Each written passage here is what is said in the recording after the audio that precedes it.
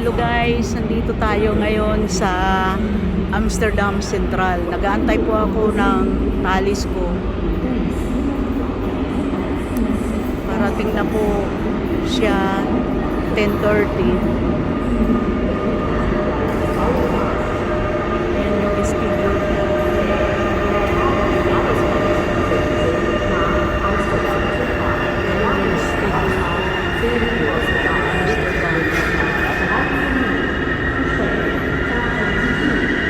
Parang late yung talis. Normally, late ng 13 minutes. Oh my goodness. Sayang. Nag-apura pa naman akong pumunta dito. Tapos malilate lang pala. Halos sumakit na nga yung legs ko sa kakatakbo. Dahil akala ko malilate ako. Tapos siya pala malilate. Nakakaloma tong talis na to.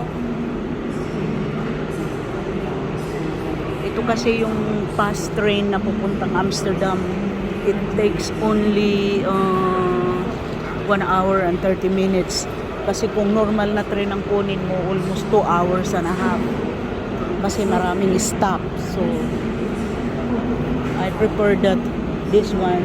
Little bit expensive but it's worth it. You don't have to sit so long the train. Dami ng people nag-antay oh.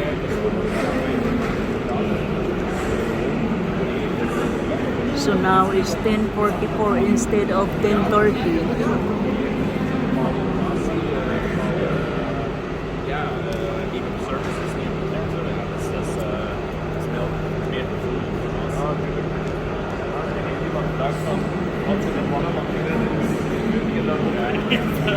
Exakt, ja. Så är det du kan. Vänta bara se vad jag gör vägen.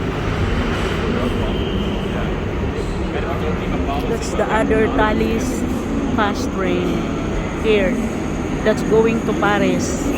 Papunta siya ng Paris. Ito. Yan, ganyan yung inaantay ko. Siya papuntang Paris to. Ah, my God, so loud. Okay, this one is going to Paris. That's the one, the same as like that I'm waiting.